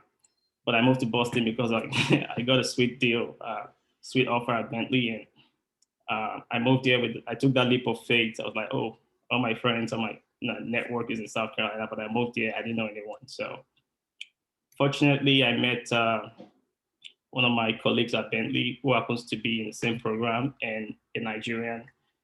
And yeah, on one fateful night, we stepped out of the class and we're talking about how the class went. And then we saw another Nigerian. I saw another person with a Nigerian accent. I was like, oh, who is that person? So my friend Sheyi introduced me to Kay, and that's how I met Kay. And the rest is history. So I met Kay. Kay told me about MPG. And I met these other awesome people, Mr. Joy, AY, Timmy, and everyone. And I can proudly say I learned from each and every one of these folks. Like, these people have been in the game for 10 years, 15 years, I don't know. Me coming out of college, even while in college, like, I remember when I first got my offer, after graduation, I didn't know how to negotiate salary and all that stuff. So the first person that came to my mind was Kay. So I told Kay, hey, Kay, I've gotten this job and I'm waiting for the offer. And I'd like to negotiate. What are some tips you can give me? So, and I think I remember we having an event that talked about negotiating salary. I don't remember if it's MPG. I think it's one of the MPG events that was organized where we had people over. And yeah, there are some things I learned, in that networking event. And Kay gave me some tips. And I was ready to use those to, hey, as soon as that offer comes, I'm gonna negotiate it and get some more money. I don't wanna leave any money on the table. So, but fortunately for me, I got a very sweet deal. I didn't really see the need to negotiate. So it's like, okay, but I still learned something and I can share with other people who come in, getting their first offer after college. And also being a part of MPG, I served as VP membership. And during that time, I developed my people skills. Unconsciously, I was just, serving, and I didn't know I was developing my people skills. And when I was doing my review in December, one of the things some people anonymously said is, hey, this guy he has great interpersonal skills, is easy to work with. And I think those are some of the things I gained. Those are some of the skills I developed while serving MPG. And I would like to urge, everyone to, just don't look at what you can gain. Think about what you can give back, because when you're giving, you're also receiving that you don't even know. So I started to realize the benefits even after serving as a VP membership. So that's one of the many values that I got from MPG. And as time goes on, I'll be sharing with you guys more stuff. And yeah, who else do we have on the list? Thanks, Kenny. And Taiwo. With us about the impact of MPG in growing a network and friendships and relationship with it, all just to show us that there is a lot of values, just connecting with people of like minds, and there is a lot of opportunities. I have a whole lot. Just being part of MPG and working side by side with all these great, smart, intelligent folks who are on the board and also on committees. I've learned a lot. And I'm still learning. There's a lot of, feedback from members, feedback that's helping me grow. Personally, that is also helping me grow in my career. A lot of those feedback, a lot of those ideas that I'm also able to transfer into my, day job, which is really awesome. So we're looking forward to having this year as awesome. Let's collaborate together. Let's work together, and I will see all of us, whether virtually or soon. All right, take care. So to round up, I think Joy, I see your name on here. I know I don't see Taiwo, but Joy, could you just tell us, share with us some of your experience so far working in MPG? Thank you, AY. I will try and be very brief as I like to be. First of all, I will start with you, AY. I got into the country from the UK. We have a rich history, and whilst I was still there, we kept communicating. What industry will I come into? Similar to what you said, Paddy, we already have that in NPG. We help professionals that are coming from different countries with the skill sets, but not certified, to get into the, I call it a quick path. And AY said, Joy, this is what you should do. So if not of AY, I probably would not be in IT today. I would have been in my sweet spot, but not have grown as much as I have. So he made me move across industry verticals, and I appreciate him for that. I'll talk about Ify and how she encouraged me. We had a program, and Ify literally was one of the organizers. She was new, but she put her, she rolled up her sleeves and got it going. That was the NPG Career Fair, if you remember. And that really encouraged me. I said, oh my God, she's new, look at what she's doing. I promised myself I would organize an event, and I did one that year. That was the end of year event. So thank you, Ify and AY. I cannot but mention two other people right now, which is, for want of a better word, Laddie. Laddie is a very unassuming guy. You will just meet him and say, oh, he's a regular guy. But when I saw what he organized, the Nesby, I was shocked. He organized one of the most coordinated events in a long time. And people I know part of Nesby told me, dude, that was good, because he was able to pull out of his network and harness resources. So that made me attracted to him, like, this guy has substance. That was very motivating. There's someone I would not want me to mention his name. However, he taught me negotiation in terms of salary negotiation. So the reason why I think he wouldn't want me to mention his name, because I'll give specific examples. He was moving from a job to another job in another state. The difference between his salary was about 80 grand. Now, ordinarily, people coming out of college or postgraduate, when they have 80,000, 80K plus salary, they're like, "Ooh, I've made it." And this dude was telling me, Joy, I'm negotiating now. Between this job and the next job, the difference is 80 grand. That tells you how much he earns. But he taught me how to go back and forth. As Kenny said, never leave anything on the table. And he got the job. So that was very motivating for me. And it helped me in my negotiation on how to play the psychology of salary negotiation. I have one more on the table, which is Kay. Unfortunately, he's not here. Kay has taught me patience. Now, typically, when you're managing project management, they stretch your patience to the last thin edge. And as we all know, it's not funny when you have cross-cultural people on the team. He's someone that, if he's upset, he tries to hold off and then he comes back. That too was what I learned from Ed. Ed manages a team of about 8. And I keep asking him, Ed, how do you manage these cross-functional teams, especially your offshore teams with different time zones? He's perfect in giving me that. He's been very helpful holding my hand. So these are the benefits I've had just interacting within this group. Some of them are far, some of them are close friends, but I've been heavily inspired in the last 2 years. Thank you, AY. Thank you, Joy. Thank you for that quick summary. And I think at this point in time, we're going to actually call on Mr. Olu Olatilo to round up for us. And we're so sorry to have kept you waiting, but we have saved the best for the last, so to say. So please take it away and have your time with us. Sure. Thanks, AY. It's so good to be with you guys once again. I just want to thank, first of all, I just want to thank every team member here that you guys are doing a great job. Before we even move to the team members, everyone that knows me, they know my spirituality. So I just want to thank God for seeing the NPG through the past couple of years. I remember when this became as an idea 3 or 4 years ago. And one thing I told Kay was that, listen, this should never be a place where you guys are just going to hang out and party. Okay, we have to make a difference. So over the last 3 years, I've been following the group, putting in my input through Kay and the executive team. And I'm glad to see that we are still pushing and going forward. The statistics tells us that about 50% of startups fail in the first year. But here we are almost 3 years after the idea was born, and this couldn't have been done without the leadership.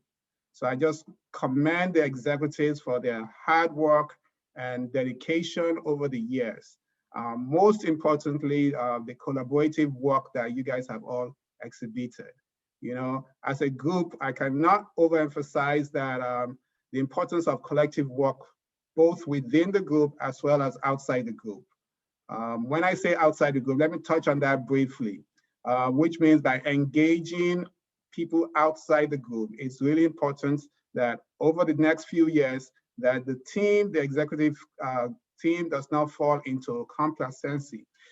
So you shouldn't be satisfied with your existing accomplishments, but continue to strive for more. You should always bring people from outside the group so that you can infuse yourselves with fresh ideas. When I think about this, an image comes to mind. There's a picture, an image of Obama and a 5-year-old named by Jacob Philadelphia. In that photo, it shows Obama bowing down sharply to address the 5-year-old Black boy who was standing erect beside the Oval Office desk, and his arm was raised to touch the president's hair. I'm sure you're all familiar with that. To see if it feels like his. After the boy had touched the former president's hair, Obama asked, "So what do you think?" And the boy says, "Yes, it does feel the same." So really, what Obama was asking was, what Obama and the boy were actually coming together to say was that, "Gee, you're just like me," And I don't think anyone that sees that picture should also recognize what was going through the thoughts of that boy at that particular time, that wow, that I have someone that looks exactly and feels, his hair texture feels exactly like mine, and is actually in the Oval Office. So why do I say that? As executives, we should bring outside participants, guest speakers to come and speak to the team, the team, and make sure that all those that have dreams that have not been able to actualize their dreams, through bringing guest speakers to speak on their behalf, bringing industry titans, they will be able to say that, yes, I can actually do this. I do not have to be relegated to simply following the norms. So that's really, really important. And I just want to encourage the executive team that make sure you avail yourself of the talents out there. People are really, people love to talk, right? And especially when you're asking them to come and speak about themselves, we have a lot of people that would love to mentor other people. So make sure you continue with the hard work that you're doing. Bring guest speakers that will assist us in ensuring that the students that are just coming on board have dreams that will continue to that they could build those dreams and aspire to great things. On this platform, we're all here on it for a reason. While we have found ourselves at this stage, we are called to give it our all. I'm an avid believer that whatever is worth doing is worth doing well. So, and nothing can be done without attention. So please continue to give it your full attention. I know you all have jobs, you're all professionals in your own works, and your time is very demanding. But at the same time, now that you've embarked upon this thing called NPG, make sure you give it your all.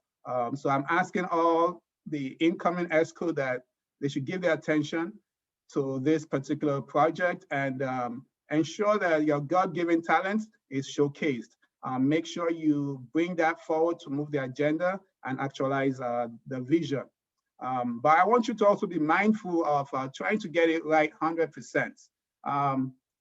When you try to get it right 100% before you can move forward, it brings about what we call analysis paralysis, right? So you just want to move forward with the resources that you have available to yourself. Tap into your inner strengths, tap into your networking groups, tap into your friends, and even at times you tap into your families. There's nothing wrong in bringing an uncle that has been around in the country for almost 40 years to just simply talk. You have a number of people that are retired out there that would also like to give their input. So just go ahead and tap into that. At this point, if there's a single message I want to leave with the EXCO, is to focus on satisfying the internal interests and desires of the membership. Internal interest being that you have to be able to adapt and make sure that whatever programs you put in place are changing with the interests of the group. Do not be stuck in one way of thinking. Make sure that you're adapting to the different types of desires. I noticed earlier on, I believe Mr. Padman had mentioned something that we really haven't really done, which was bringing people that would like to cross over from one industry to another industry, or one that is in between jobs. I don't like saying that you're out of job, you're in between jobs, right? So people that are in between jobs, how do you bring them on board? How do you ensure that they are able to get back into the industry that they are working in? We're all familiar with the fact that when you come to the United States, you will most likely end up doing the same type of job with the people that you actually meet on ground. So we have a lot of professionals that actually have given up their engineering profession, their medical profession, and end up being doing odd jobs in order to meet demands. So NPG is uniquely positioned, and I'd like to throw it out to the membership as well as the executive team, that you guys are all uniquely positioned to ensure that you have programs that will ensure that the people that are coming from different backgrounds can continue with their profession without having to end up doing odd jobs, you know. So I also asked the executives to give the general membership body opportunities that they could contribute within the working committees. Not everyone has to be a chief. We also have Indians, but make sure that you have opportunities for the membership to be able to contribute and be able to bring their individual strengths, you know, and make a collective difference, you know. I ask each member to find a personal meaning in whatever they engage in within NPG. You know, I also want to leave one question in the minds of everyone on this platform, is that what do you want to be remembered for? You know, what is it that you want to be remembered for? Because when you are contributing this year, when you're contributing in the next few years, you're building something that will last for the next 40 years, something that will last for the next 100 years. Migration will always continue to be there. So we know that we always continue to have Nigerians that will come to the United States, as well as Nigerians that will go back to the country. So what is it that you want to put in place today that they'll say, yes, I remember AY, I remember Joy, I remember these were all the founding members, and they were the ones that put these things in place in order to be able to give myself a future. So always think about what you want to be remembered for.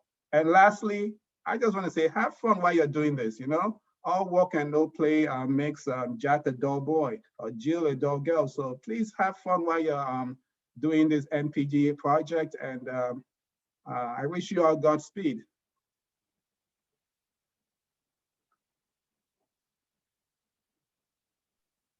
Thank you so much. I mean, you couldn't have said it better, and I think the beauty of the advice you've given to us literally wraps up the essence of what we've done today and for the past 3 days. I'm happy, you know, each time I see you, because it reminds me of when we started out.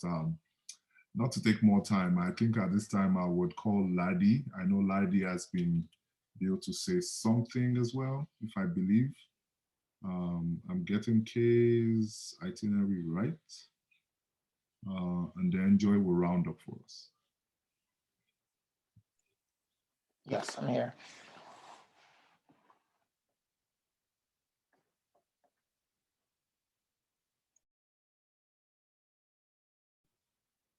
Yeah, Ladi, up. Well, you're up. Okay, yeah, thanks. Yeah, I think so. Just to I think add to what Olu was saying is, as board members, I think we all want to make sure that we understand our role and our purpose, right? So what do we want to be remembered for? I think before we even talk about what we want to be remembered for, is we can ask ourselves, what are we doing, right? Or what do we want to do? Because it's what we do that we are going to get remembered for. So I think that's part of the reason why we're all on this board, obviously, is to grow the Nigerian professional network and community, but also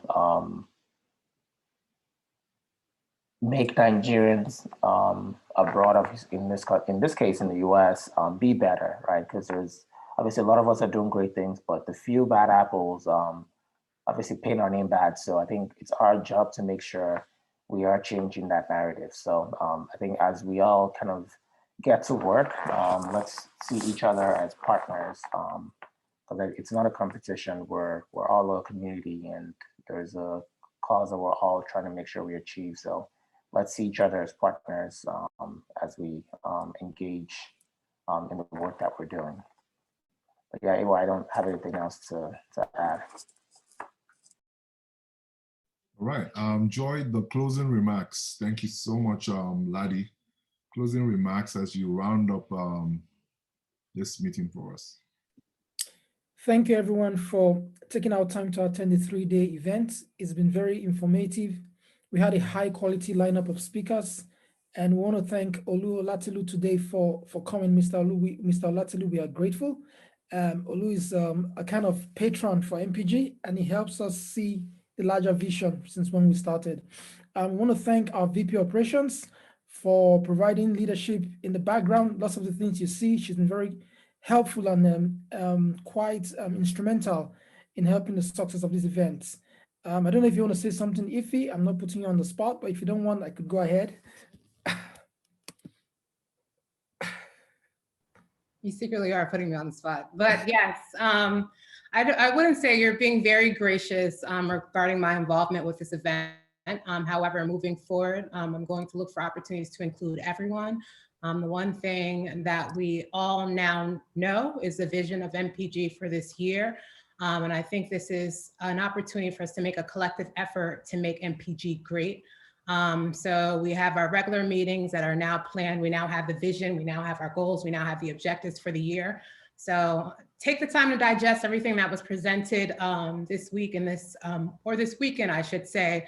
And I guess refresh your minds and then come back and just think about, the greatness that we want to move forward with. So that's all I really have to say. I'm looking forward to the year, despite the current situation that we're in.